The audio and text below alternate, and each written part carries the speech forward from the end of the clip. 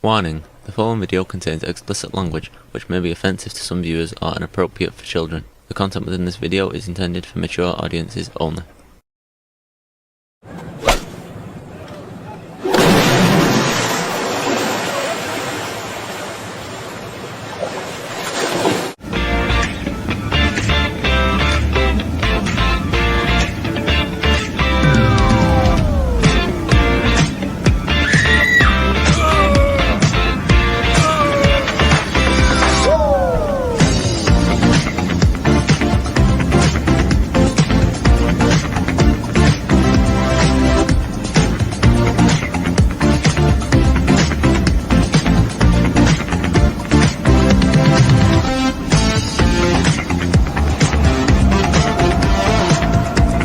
Hey everybody, it's Jeff.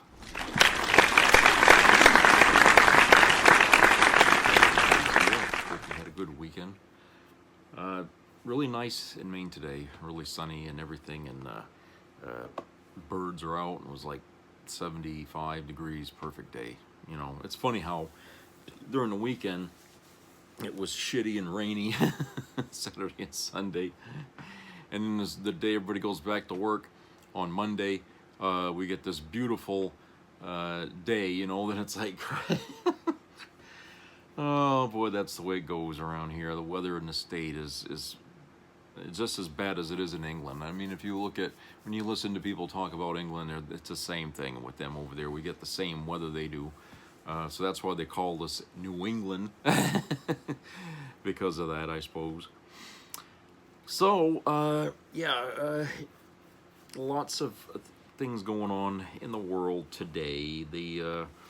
I guess there was another strike launched from Iran into Israel, and then they retaliated, and everybody's mad because they're trying to get peace started on this, and neither side really wants it. And I don't know what to say to that, except, you know, when they've lost enough of lives, lost enough of their communities, and lost enough of whatever, maybe then. Right now, I mean, Netanyahu is facing another re-election coming up, and his approval numbers are very low, just like Trump's. There's a lot of people in Israel that want to see him out. Can't say I blame them, but you know, they had a chance to get him out before this shit erupted in October 7th, you know, because he was already looking at some scandals that could have got him removed from office, but all of a sudden the war started, and then that all went, you know, vaporized, okay? That's kind of why Trump has got us involved in Iran. He's hoping that the distraction of the war there will vaporize all the other complaints that we have about him, especially the crimes that he's committed that he hasn't answered for yet. Okay? And I think as long as we remain focused on that he is a criminal running our country, we are not safe. The world isn't safe, okay? The world is not safe with him in office. I mean, he will declare war on anybody just to keep us distracted, okay? And what really pisses me off a lot is that the more extreme things this man does, the less we can rely on those who oppose him to speak out, okay? There's not a whole lot of time left for this country, people. Our economy is really a joke now. The value of the dollar, I don't even think it represents anything anymore. It's just paper now. I mean, they're just printing off paper. I mean, maybe there's another reason why behind getting rid of the penny. I don't know. Okay, it just seems like it's an awful weird time that, you know, that happens while this knucklehead's in office. Okay, I don't know. But it just seems like, you know, our economy really is not something desirable anymore around the world. People want to get away from the American dollar because it just is. We owe more than the country's worth, essentially. And what we're going to have left is corporations buying up everything the government can't sustain anymore. So, in essence, the government is going to be shriveled up into a little pea, and big business will be running a country. I mean, they kind of have been anyway, right, folks? But they're going to make it official. Okay, the flag is going to be replaced with something that represents all the companies that run this country. And that's where we're headed. That's why I say there's not a lot of time left for the United States, okay? This midterm election that's coming up may not be enough to save it, okay? It may not be enough. Even if the Democrats retake control of everything, except for the White House, of course. That'll have to come later. But even if the Democrats take back control, I don't have faith enough in the Democrats to be able to put up a decent enough fight, okay, against Trump. I really don't. I've lost hope, I guess, with them being there, because it just seems like the people who should be the most vocal, like AOC and all them and the others, you know, they've been awful quiet. Unless the press has been told never to show anything they say on TV. I don't know what the hell's going on with these people. Okay, we had some pretty loud voices in there up until now, and now all of a sudden now they're just, where are they? You know, I don't know. I mean, I could be completely wrong. I don't know, but I just feel like those voices that we've had to look to help us, to, you know, and for us to support them, they're just not there. And when the election, the midterms are coming up, you know, I'm not going to be completely, you know, energized to go out and vote, okay? But I'm going to vote, okay? But I'm going to be kind of half-heartedly doing it because I don't feel like the vote's really going to work. I don't know. I shouldn't say that because I don't want to discourage people. I mean, the blue wave will probably come, and, you know, the Republicans could stand to lose a lot. But if they're not going to fight, then what the hell's the point? You know, they're showing us right now how much we can depend on them because they've had enough time already to be able to put up a hell of a fight. Okay, there are Republicans who are equally tired of Trump. Okay. So you can't tell me Democrats can't find some leverage in the Republican Party right now to side with them. I mean, if the tables were reversed, the Republicans would be able to mount an incredible offensive, being a minority party.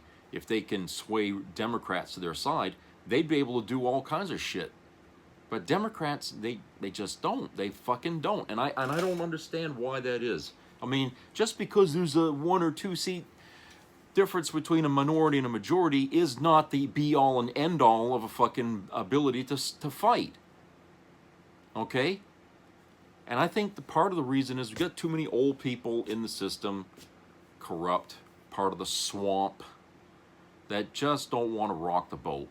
Maybe because they're making all kinds of money under this administration that otherwise they're not going to admit to, because they're just like the Republicans. Okay? They're invested in oil and stuff like that. Okay, now I got this video here about Susan Collins and Graham Platner. I want to play here for you. Kind of talks about that in that sense. Okay, so let's go to the video and we'll come back.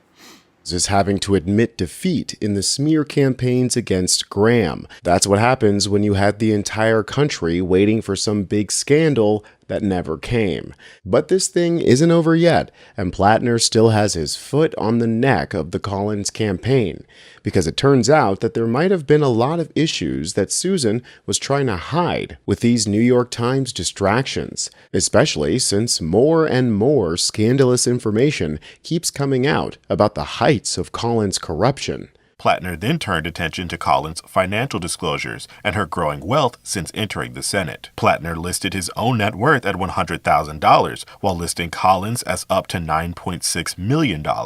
Collins' husband, Thomas DeFron, owns stock in several defense contracting companies, while Collins chairs the Senate Appropriations Committee, a nugget the Democrats have long targeted Collins on. Platner listed his oyster farm as his greatest asset, while pinning Collins' greatest asset as her stock portfolio. It turns out that Susan Collins has one of the most successful and therefore corrupt stock portfolios in Congress. Corruption that the MAGA-Stapo are trying to turn around and put onto Platner now. Fox had some henchmen on to throw these wild accusations out about Graham. With an individual like Platner, the first thing you have to understand is he's proven himself to be a pathological liar from the very beginning. The oyster business, totally fake. There's no oyster men in Maine. Everyone who hears that laughs. It's a joke.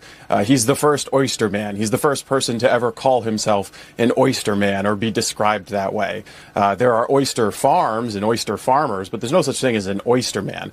And if you look at the date that his website for his fake oyster business was created, it was created after Graham for Maine, his Senate website. The entire thing is a campaign prop. Platner responded to these insane accusations because why would they tell such an obviously verifiable lie? Using some website to imply that the whole company is fake is hilarious, since the oyster farm didn't need a website until the campaign became a thing. It's almost like Trump's grocery thing, where the elitists assume that every blue-collar, small-town farm has a slick website. Graham says this is false and defamatory, and then asks, hasn't Fox News learned their lesson after paying Dominion nearly $800 million? Fox News is clearly just padding their runtime with lies because they know they can't talk about their own candidates' news. If they did, they'd be the only ones because literally none of the mainstream media are covering this, which is why you should subscribe to U.S. Democratic Socialists. In the midst of all of the fake drama, Susan Collins has been nursing a scandal of her own. Susan Collins failed to report nearly $400,000 in stock trades. Despite promising to only run for 2 terms during the friggin' Ice Age, Collins has instead spent her 29 years in office lining her own pockets. Her net worth has shot up from around $100K to somewhere like $7 million, and that's thanks to her investments in a myriad of evil companies. But the most egregious explains why she's falling over herself to protect the oil and gas companies, especially her precious ConocoPhillips, which she is bending over backwards to protect, even if it has nothing to do with her constituents. An oil lease in Alaska was getting a lot of local pushback, but here comes Shaky Susan to put in her 2 cents. She went on and on about how Biden was causing high energy prices and why they needed to approve this project, even though it was thousands of miles away from any of her voters. It's pretty obvious that she just wanted to protect her investments in the oil and gas companies, especially this one, ConocoPhillips. If this was about energy in general, then she would have encouraged Trump to continue Biden's clean energy initiatives and prove to him that windmills aren't the thing that's making him crazy. Graham wasn't playing when he said that Collins is sending Americans to die in order to fill her own coffers. Susan is openly benefiting from the destruction of Iran and the genocide in Gaza. You can tell from the slimy questions she asks Marco Rubio in the Senate. Is our country working with our allies in the region or with American oil producers, Canadian oil producers, to look to the future on what could be done to mitigate the consequences of such a dependence on this particular strait in the future? She's asking if the country is working with American oil and gas companies to come in and replace all of the oil and gas infrastructure that our country just destroyed. I mean, they aren't even trying to hide the fact that they're bloodthirsty, money-hungry monsters who feast on the sacrifice of the working class. This is why the establishment on both sides of the aisle hate Graham Platner, because the Democrats have these exact same investments. Why do you think the leader of the Democratic Party is bending over backwards to congratulate Susan Collins? I want to join my colleague and all of my colleagues in congratulating Susan Collins who will cast her 10,000th consecutive roll call vote in a few moments. Not one of them sees the irony of praising 10,000 votes. That is not a good thing. They're not Pokemon cards. She's not supposed to be getting that many. But the Democrats see no problem with it because they are in the exact same boat. Lifelong politicians, so deeply embedded with the private sector that they can't be removed. Susan Collins not supporting a ban on stock trading is part of the reason why the Democrats are protecting her. Whereas Graham, well, he sounds less likely to play ball. Term limits and getting money out of politics, I think, are two things that, until we fix them, we might continue finding ourselves back here in the same place. And when I talk about structural change, this is one of the things I'm talking about. We need to enact term limits. I've heard all the arguments for, I've heard all the arguments against. What I have seen in reality over the past 40 years tells me that we need this. I also think it needs to be part of a larger kind of democracy reform where we ban stock and bond trading by people in office.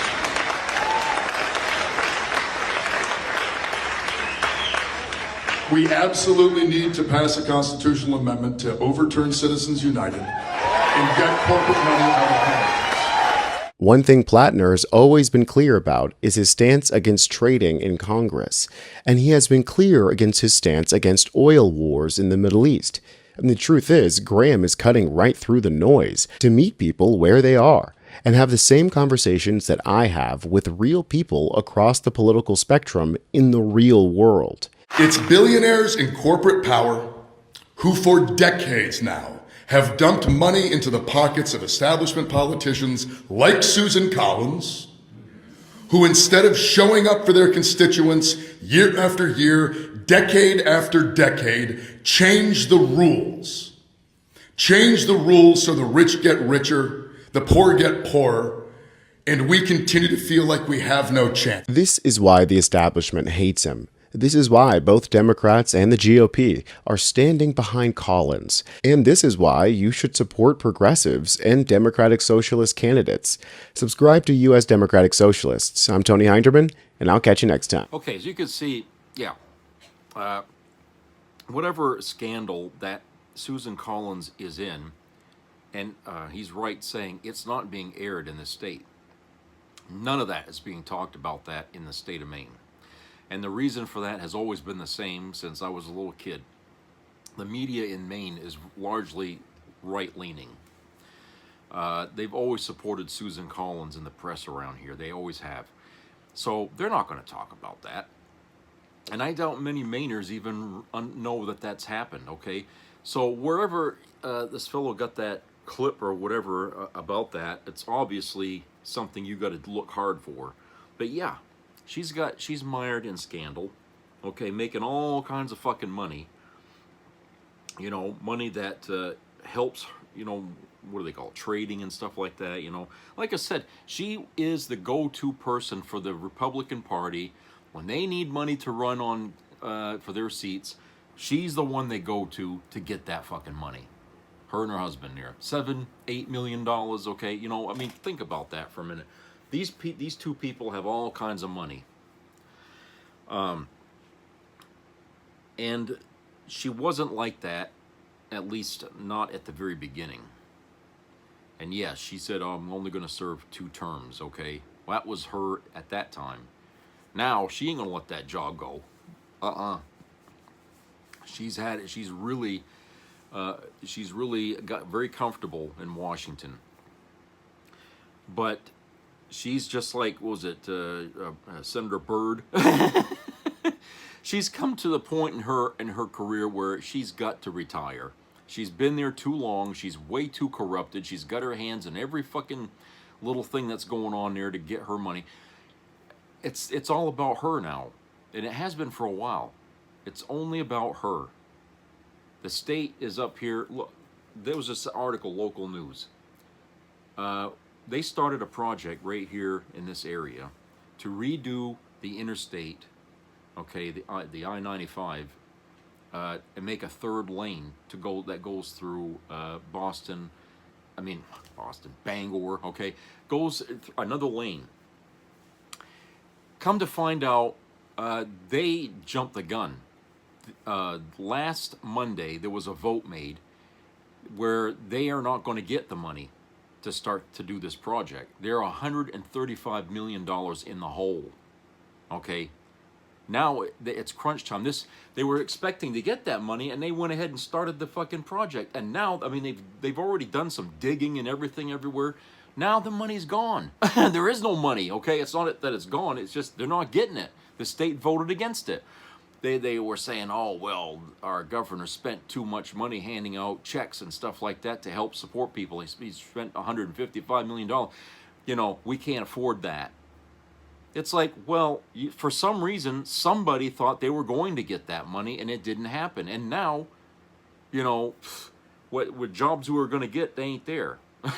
Okay, I don't know what's going to happen with this idea of a third lane and all that. They were going to go all the way up and down practically here to fix that. Well, now that project's gone. I mean, I guess until they can find a way to come up with $135 million, which you know where that's going to come from, okay? If they can't vote to get it, you know, in there, you know, the way they're supposed to, they're going to start hitting, you know, people, donors or something, you know, businesses and stuff like that. You know, they're going to come down on them, you know, to maybe raise their taxes or something like that. I don't know. But it seems really dumb that they went and started this thing, and then all of a sudden now the money's not there. Okay? Now, the government, the United States, is kind of in the same boat here, okay? We had projects all lined up to do things, but what happened was now our focus is on this war, and they've been taken from here, taken from there, on here and there and everywhere, you know, cutting all kinds of fucking corners, and now that money, all after it's been spent, we don't know where it went, to be honest. I mean, maybe some of it went to the war, but the rest of it probably ended up in other people's pockets. Okay? So now, you know, we can't even fight a fucking war. We can't even fund a goddamn war properly because we have greed sitting in the White House, and they want whatever comes their way, and they're going to get it no matter if it puts our country at risk. Now, they're already saying, oh, our ammunition is depleting. Okay, I find that hard to believe, to be honest with you. I was in the Air Force, and I seen weapons that went all the way back to World War II. Okay, bombs and stuff like that in the fucking you know. And it was and when we, even during the Iraq War, we started to get munitions back that weren't used. We sent more than what we needed over there to fight that mess. Okay, and we started to get a lot of that shit back that we sent because they didn't use it. And then when Bill Clinton was president, he started closing down bases, and two of the bases, well, actually no, all three. I got all the bases that I went to except for basic. The other bases that I spent my time in, they're gone. Okay, so they cut the defense budget then. But we always had a ton of fucking weapons, and what they did is they consolidated them all into just one area. Okay, and so they have a huge bomb dump there wherever in Germany, I guess in Rhine-Main or something like that, air base. But, like I said, if there's one thing that companies make a lot of money on, and it's, you know, selling to the Defense Department, making weapons, bombs, aircraft, stuff like that. They've been doing that on and nonstop. You can't tell me that there's a shortage here in ammunition. Come on. You know, there should be enough bombs to blow a hole in the earth all the way through and make this place look like a donut, okay? We got enough weapons out there, okay? We certainly have enough weapons to lay waste to large areas if people were using them. What we're using over there right now is not the big guns. We're using the small ordnances, the small bombs, okay? The little, you know, guided missiles, the drones. That's the shit that we're depleting. But we still have the bigger missiles, the ones that can take out a town or a city, you know, half of a city. We haven't used those yet because nobody's interested in escalating this matter you know, to encourage people to retaliate with nukes.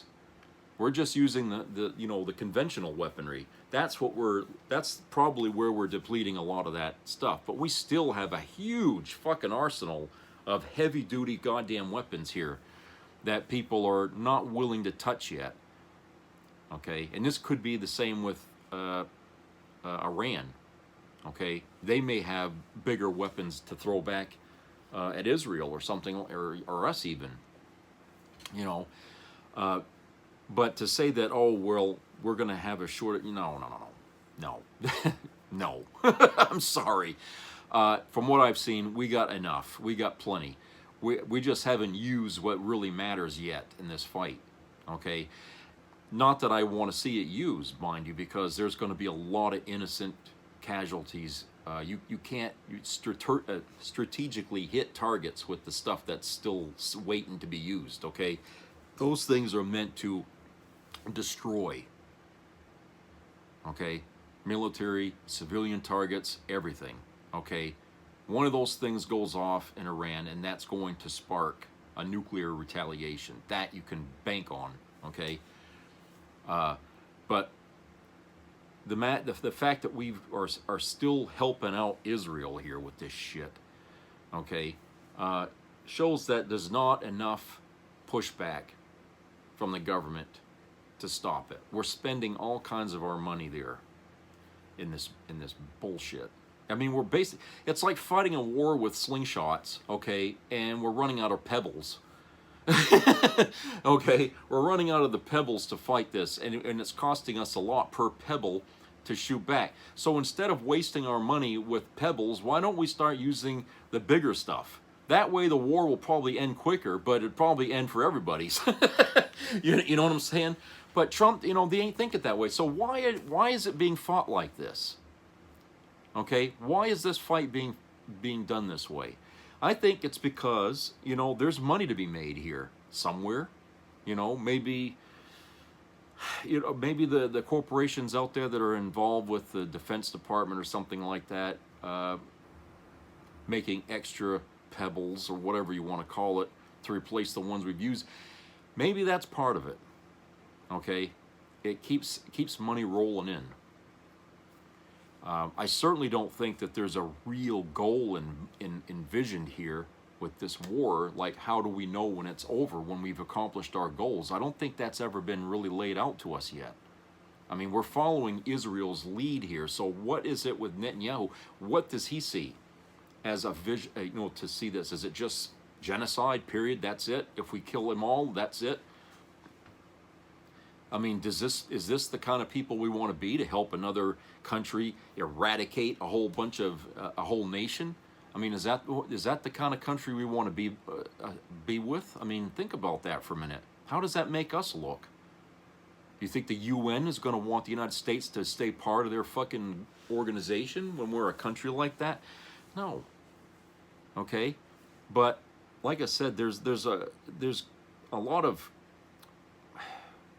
smoke in this mess here that we haven't seen all the fire yet. Okay, and the fact that most Americans don't want this to continue says that they're probably feeling the same way, that we're all being used here and our money is being taken with that as the excuse, but it may not be used, it's not being used in the way that we think it is, okay? So I just feel like there's a lot going on with that. But yeah, I know, I realize I'm going off, with the Susan Collins thing, but I'm just saying that, that's kind of what, on the smaller scale, on just the state scale, what Susan's doing here in the Senate is that she's the person that, all about me, all about the money, okay? She's all about making herself wealthy and then turning around and helping out constituents with that money to keep them in power. And it just reinforces, Bernie Sanders' message about getting money out of politics, because the money in politics is the swamp, okay?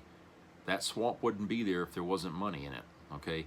So when we can overturn Citizens United or whatever, and get rid of it and start putting limits on you know, who, you know, what Congress can do with, you know, and playing in the stock market. If we could start boxing them in to keep them, you know, from turning themselves into greedy monsters, we might end up with a much healthier government. But like I said, I don't think this country's got that kind of time left. I don't think it's going to happen, folks. I don't think we're going to be able to come to the rescue in time to stop it. I really don't, because, you know, what we're all seeing, you know, or not seeing on the news is very, very troubling, very troubling. And I'm hearing it not just from people on the street, but people working in the government. Okay, people at the VA. I'm hearing it from people at work there. Okay, they're seeing more than I am about how things are getting cut, you know, stopped, you know, and it's not good. It is not good.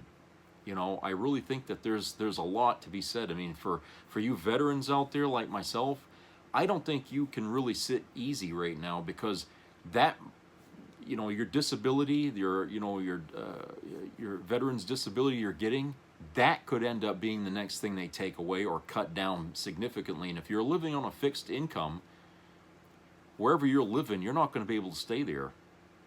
Okay, I don't know where you're going to go, but it's going to make a lot of us veterans homeless. Okay, and that's the talk going around right now in the government, is they're looking for other places to cut. Now, they've already done some cutting in the VA already, but that doesn't mean they're going to stop. It means they're looking. It means they're still looking, because, like I said, we owe more than the country's worth right now. Trump has added so much to the deficit in the short time he's been in office than any other president in history. Okay?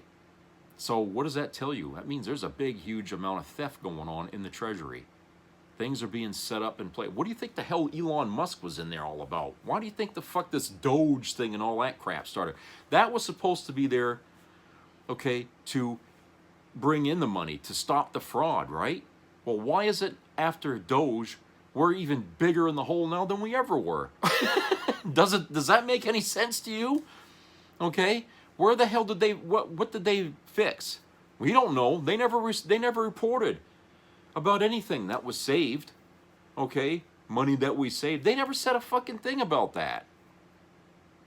That just happened, and then Trump and Elon supposedly had a falling out, and then all of a sudden he's gone. You don't hear nothing about that. So it's like, what, he took the money and ran.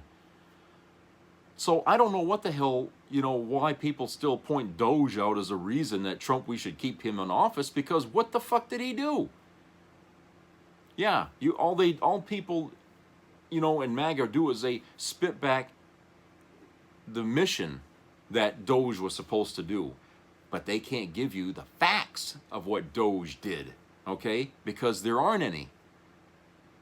And the counter argument to what they might say is that, why are we still much deeper in deficit than we were before Doge? I mean, so don't you see what I'm saying? We didn't gain any ground with this fucking outfit that stole all our fucking social security numbers and all that private information. They have it. Every bit of that information that you're not supposed to give out, you know, okay, Doge has it. And Doge is not a government entity. It's a fucking business that was hired by the government to do for them. And of course, they didn't do a goddamn thing. But the fact is they got their fingers into all kinds of fucking personal information, copied it, whatever. They were supposed to return all that in, but you know they didn't. Okay? And then Elon is just like disappeared over into another country somewhere, never to be heard or seen again, right? Okay? He gets away with this. Trump doesn't care. All this falling out they supposedly had, he ain't going after him for it. So that right there, I don't believe happened. I don't think the two of them hate each other now. I think that was all planned, okay, to deceive us into thinking that Trump did something, you know, to piss Elon off. Okay, and Elon's leaving. Okay, no, Elon got what he wanted. That was his money back for helping Trump to win the presidency. So he got his payback, which is our money from the Treasury. Okay, and now he's wherever the fuck he's at now. What, Austria, Germany, somewhere over there. I don't know where the fuck he's at. But like I said, that's what that was. That was showboating. None of that was real. Just like the assassination attempts here on Trump, none of that fucking was real either. That's just another distraction, making us think that make him look like the victim. I'm the victim. Okay. Okay. This is what he does. He plays us like a fucking harp. He learned all this shit by being involved with wrestling, okay, and all that stuff. That's what they do in wrestling. They create narratives to draw people to come to the fights. It's like a soap opera before the fight to get everybody energized and invested in it, okay? That's what he does. That's what Trump does. He's a fucking grifter, okay? All right, let's go to a commercial break. We'll be right back.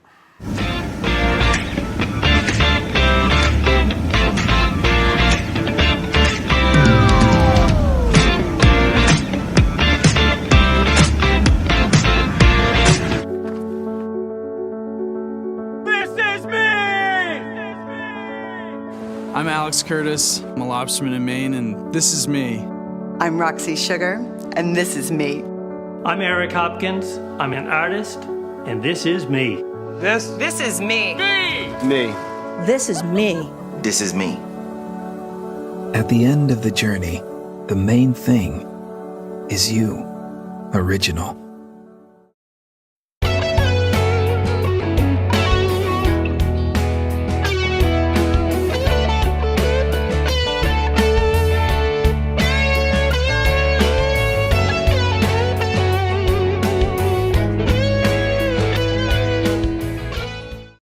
I'm sure you guys already heard the, how can I put this nicely, inconvenience Knicks fans will have to endure now that Donald Trump is attending Game 3 of the Knicks game at Madison Square Garden.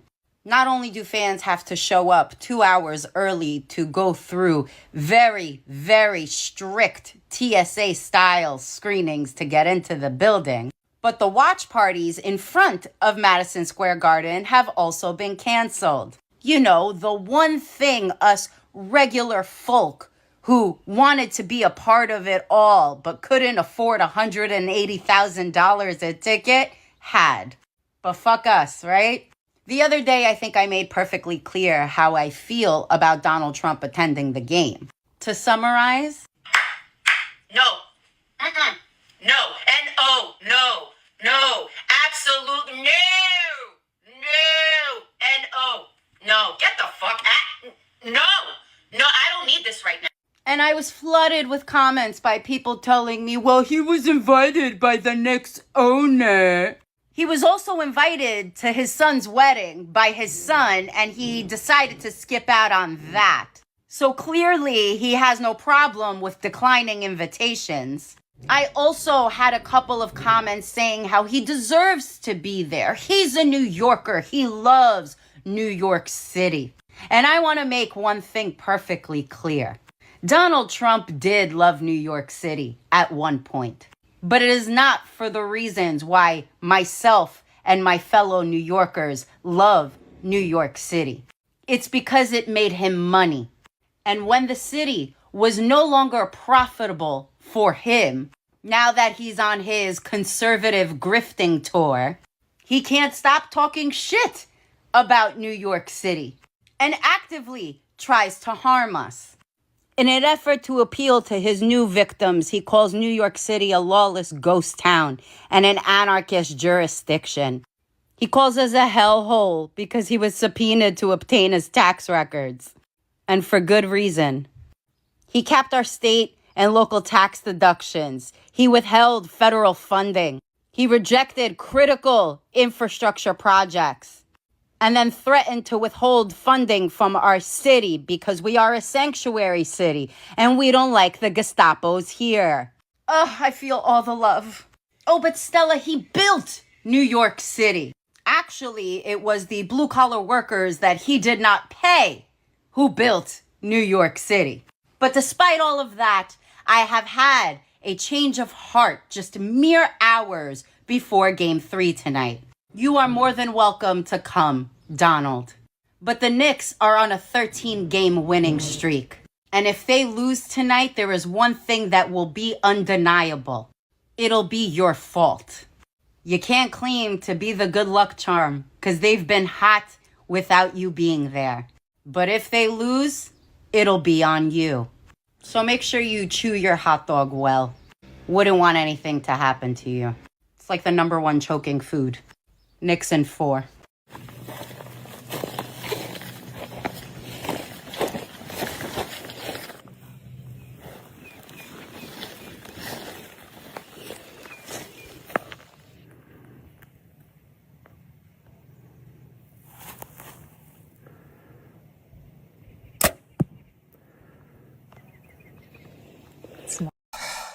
Well, PBS just confirmed that the U.S. national debt just hit $39 trillion, which officially surpasses the entire size of the American economy. So what we owe now is bigger than what we bring in. And we're paying mad interest on that debt.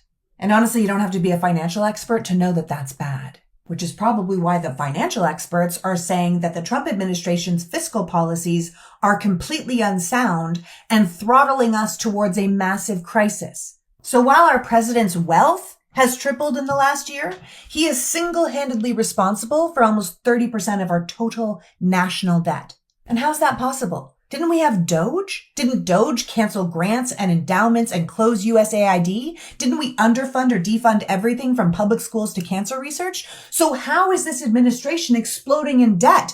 Where is all the money going? Personally, I think we're being robbed blind, and I think we're running out of time to act on it. And maybe the complete destruction of the American financial system is what the ultra-rich want. So they're able to buy up everything from our farmlands to our stocks to our schools and our land for pennies on the dollar. And if we die because of it, we die. They'll be fine. Donald Trump has bankrupted almost every single business he's ever run. 6 times he wrung out as much cash as possible from the businesses, took on massive debt he couldn't pay back, declared bankruptcy, and walked away. But America isn't one of his businesses.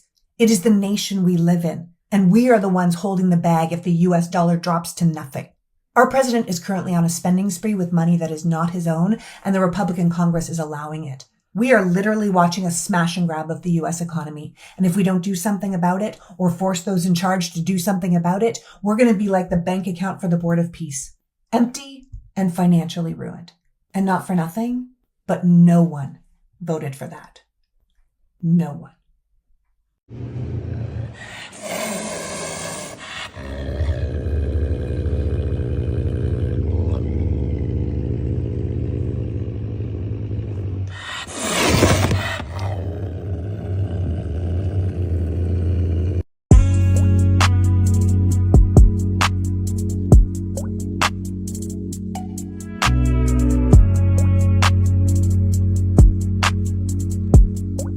DoorDash girl, the sneaky spy who brings the fries. She delivers, she discovers, snap and share it all. Press the crash out button and... I'm the victim! DoorDash girl, the villain next door.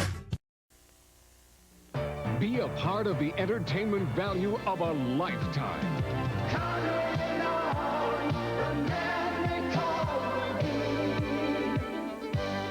I loved it. It was the best performance I've seen in a lifetime. I loved the show. I liked it very much. He's a very entertaining man. It's well worth the money.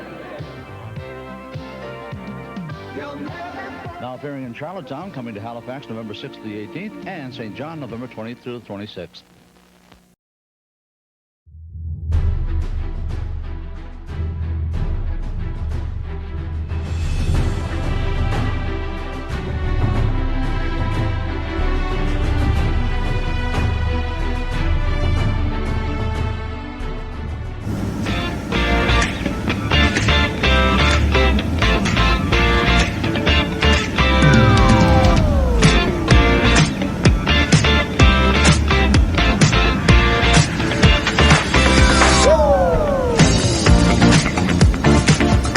Okay, welcome back, people. All right, here's an article here. From the New Republic. Okay, entitled "Trump pitches new Trump promenade," or promenade rather, in between naps in the White House. Okay, this was written by Adrian Mashabakani. The president revealed a new project dedicated to himself after dozing off in a meeting. Makes you wonder, is his brain really there? I mean, Christ. At a televised White House event, Trump suggested creating a new promenade outside the Lincoln Memorial and naming it after himself. Quote, the Lincoln Memorial, the front was supposed to be the back was supposed to be the front. It never got built, unquote, Trump said shortly after appearing to doze off. Quote, they want to call it the Trump Promenade, but I don't know if I want to call it that. But it's beautiful. It's a beautiful project, and it's going to take the Lincoln Memorial right down to the Potomac, unquote, whatever the hell that means. The Trump administration has already spent a massive sum on construction projects around Washington, D.C., including specifically around the Lincoln Memorial. He's dedicated $5 million of taxpayer money to covering 4 lion statues near the memorial in gold leaf and $13 million to redoing the reflecting pool. He has also proposed building a 250-foot arch, which would be so large it would overshadow the entire Lincoln Memorial. That project would cost at least $100 million.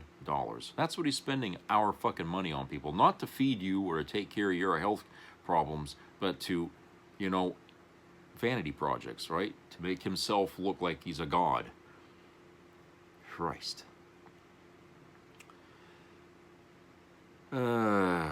Okay.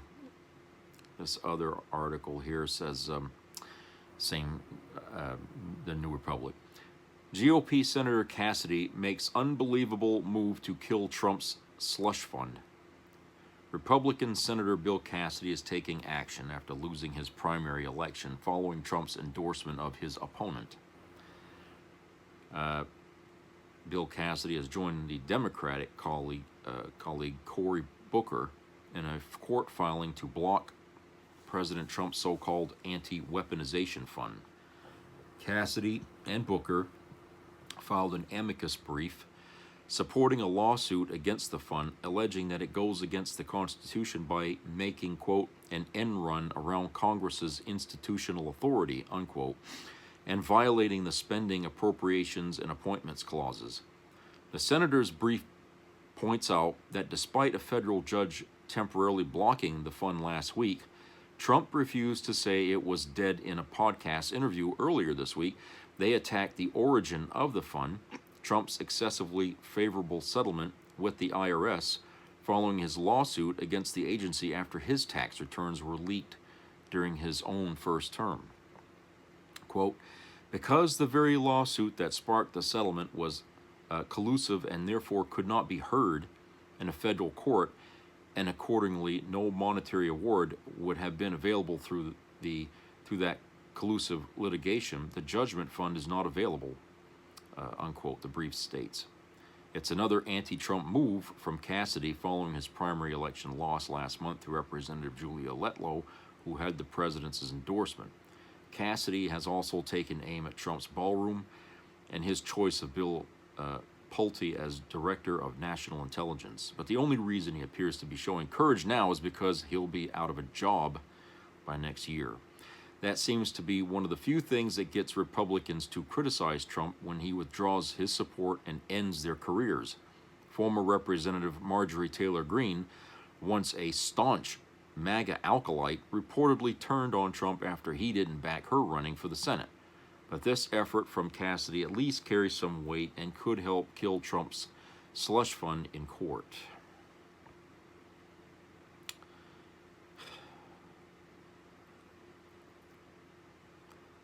Okay. Here's another article from the New Republic.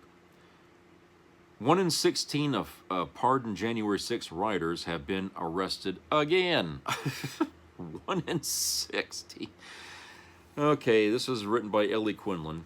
Mere hours after his inauguration, Donald Trump granted clemency to nearly 1,600 individuals who faced criminal charges for storming the U.S. Capitol on January 6, 2021, in support of his claims that the 2020 presidential election had been stolen. Dozens of those pardon recipients have since been arrested for charged with or convicted of other crimes, according to a new analysis by Lawfare. At least 97 January 6ers, or roughly 1 in 16, have been tied to a crime since the president gave them unilateral forgiveness. The crimes they stand accused of range from petty crimes, such as property damage, trespassing, and possession of drug paraphernalia, to serious felonies such as stalking, theft, defrauding government agencies, plots to assassinate law enforcement and government officials, and homicide. At least 14 pardon recipients have since been charged with sex crimes or crimes related to child porn, according to Lawfare. Another 6 have faced domestic violence charges. Others have been accused of different violent crimes, such as physical assault or illegal firearms possession. At least 20 have been charged for driving while drunk or public intoxication. Notably, 5 individuals that Trump granted clemency have been charged with or accused of crimes that they conducted after the pardon, suggesting that the president actually facilitated more crime by prematurely kneecapping their judicial consequences. They include Andrew Paul Johnson, who went on to commit multiple sex crimes against children months after Trump freed him from the clink.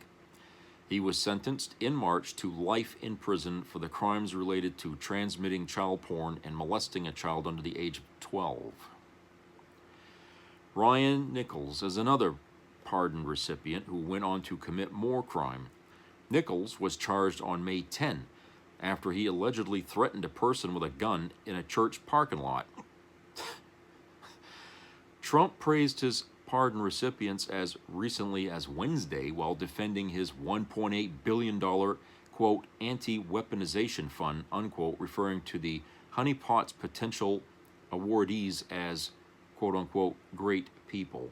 Quote, these are people who have lost their lives over nonsense, unquote, Trump told the New York Post.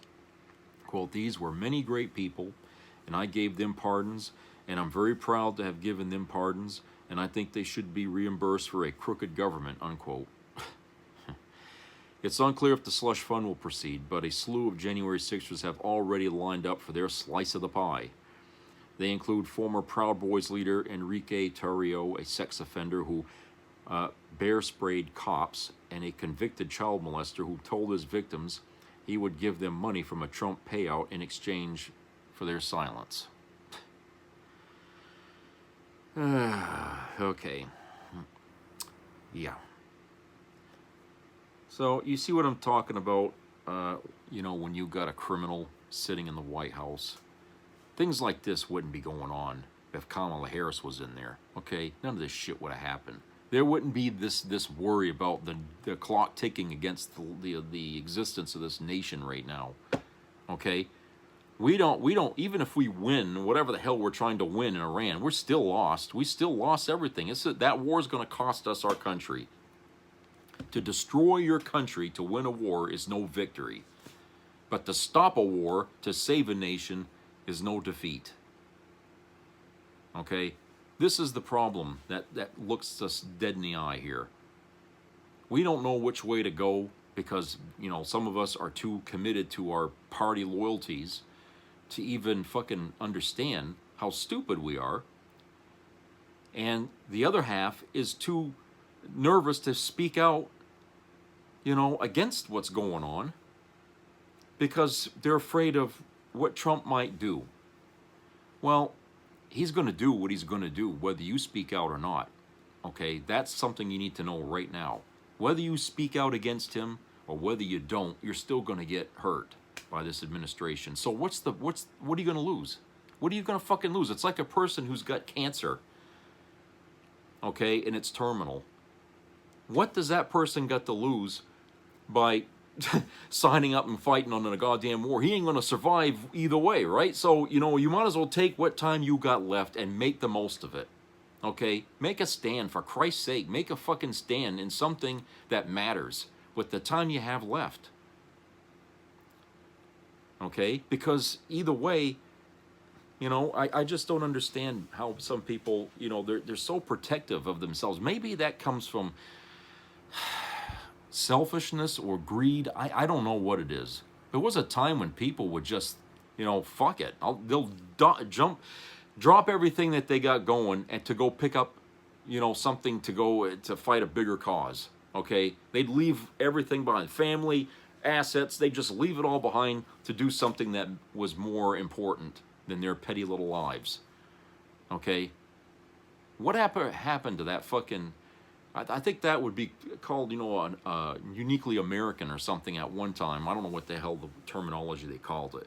But we had an American spirit in those days where when it was required of us to stand up and defend or to correct our government, we would do it. Didn't matter what the hell it would cost us, okay? Because we knew it was going to cost us anyway if we didn't. That's where we are now, people. Everything right now hinges on what we do or what we don't do, okay? And if we try and sit it out and think that, oh, it's just going to correct itself, don't kid yourself. Do not kid yourself. That's not the way the world works, okay? It doesn't correct itself. It only corrects itself when we get involved in correcting it. You can love your country when it's doing good, and you can love your country enough to fix it when it's doing bad, okay? You're a patriot either way. But if you sit back and let your country deteriorate, you're not a patriot no more because you don't care what happens to your country if you're not willing to stand up and fix it. Okay? And at right now, where time is against us here to save our country, we don't have the excuse anymore to say, well, I'm not going to do anything about it because they ain't going to, you know, fuck that. You don't have a choice. You either do it or you don't do it, but you're still, you know, you're still going to end up having to suffer either way, doing or not doing. So you might as well do something, okay? At least you can say, I tried. You know, at least you can say that.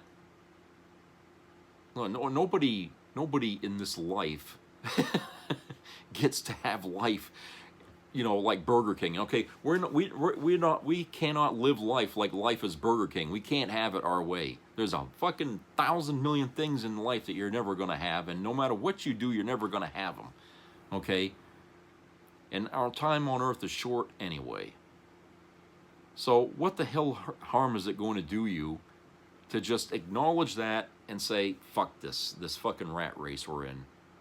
Okay? It doesn't need to go on like this. Okay? It doesn't. It's not helping anything. Capitalist system, that needs to go. We tried it. It doesn't work. Okay? Because human nature takes over. When I'm talking about greed, that ruins everything. Okay? We're going to have to think of something better because it doesn't work. We've proven that it doesn't work. The Russians were right about it. It doesn't work. Okay? So we had to find out the hard way, and we found out. So why do we want to ignore the lesson we were just learned here about this? Okay? Democracy can work if we keep the money out of it, because money brings corruption. What is it that saying? Money's the root of all evil? You better fucking believe it, because it is. America is the very definition of all those fucking sayings and stuff like that. The rest of the world can always point to the United States and say, we know that's true because of this. You know, United States having gone through this. And we are showing the world that all the fucking, you know, there's the sayings and everything about money and greed and power corrupting and all that. We represent all of that to show that it does happen. Okay? We are not the big perfect pillar on the world. Okay? We got ourselves too complacent. We got lazy. You know, the fact that not every American votes in every election, that's ridiculous. That should not happen at all.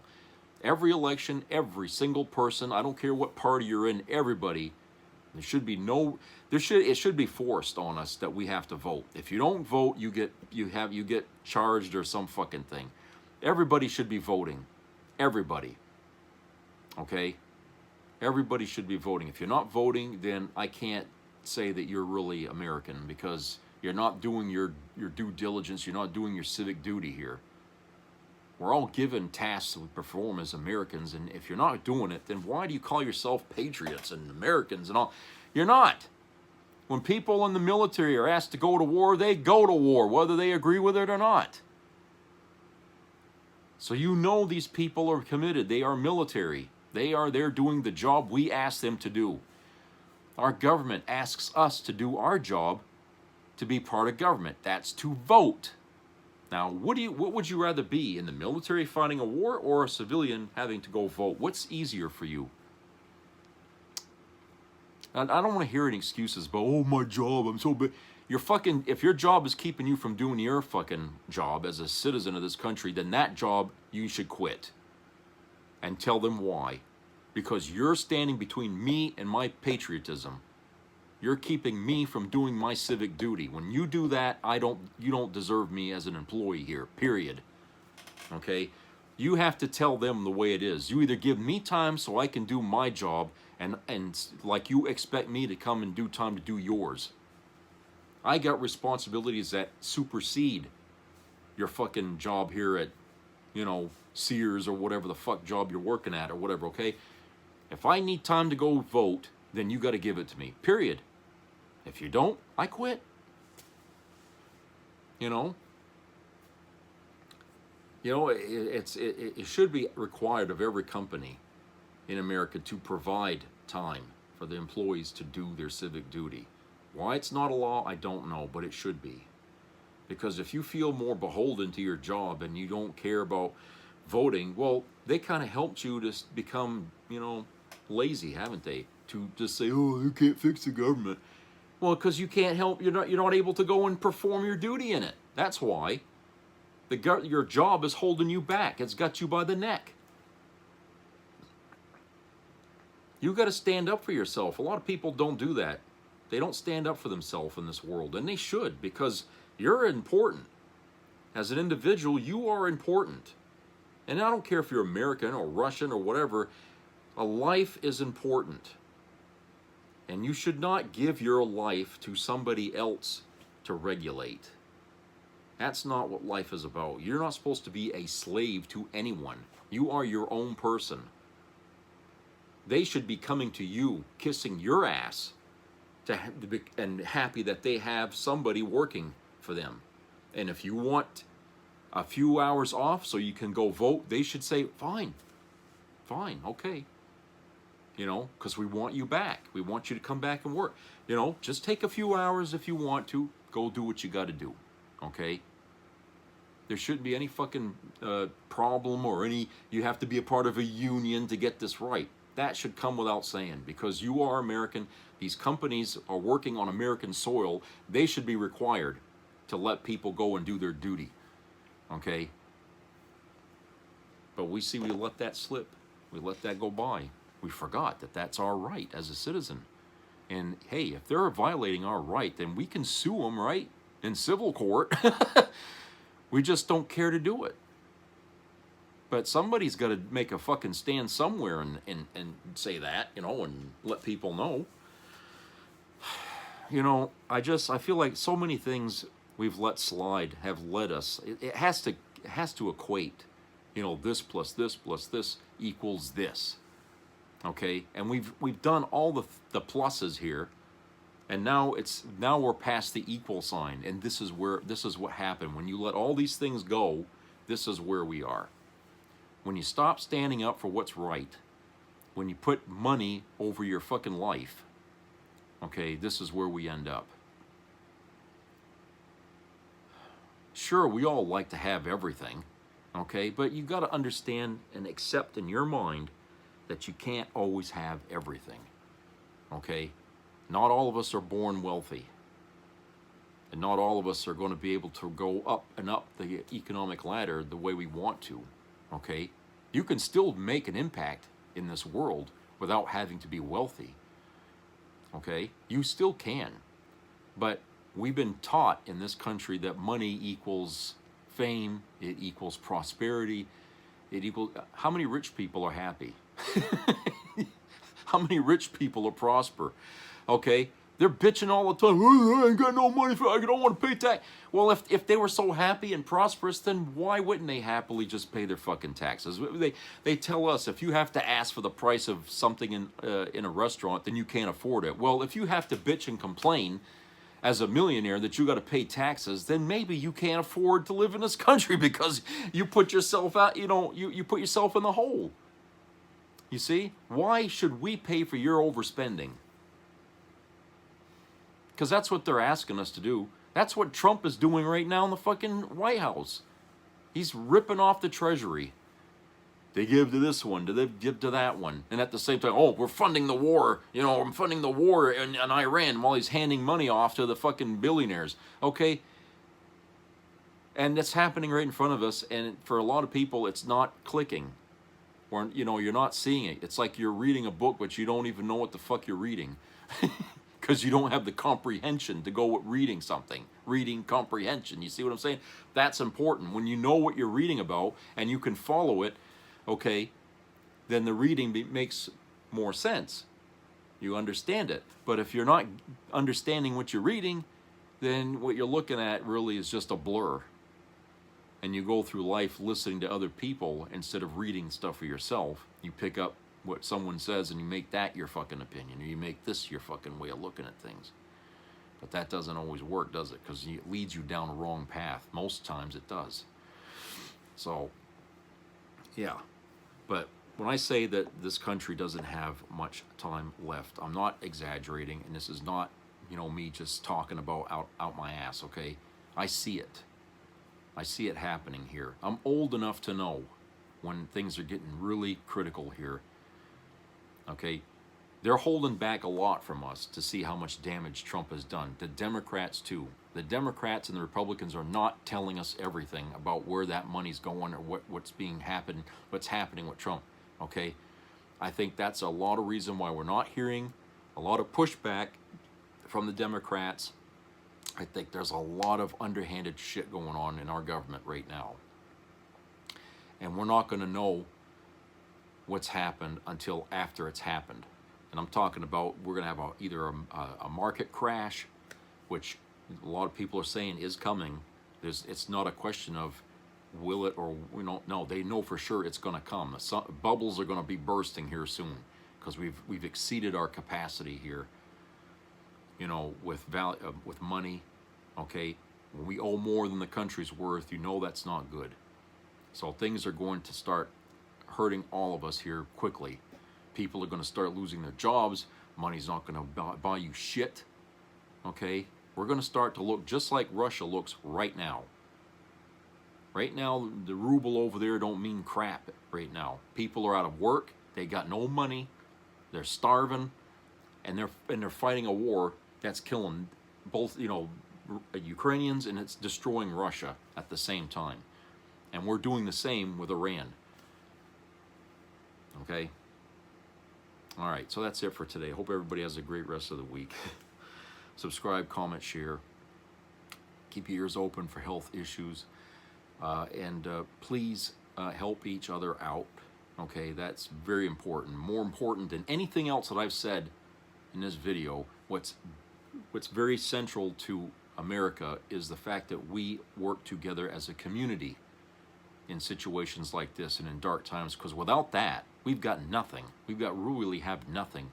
We've got no country, we've got no future, we've got nothing. So I'm telling you right now, get used to helping people out, because it's going to be asked of you at some point, as the time comes. So please, just listen to me on this, will you? All right, I'll talk to you guys later.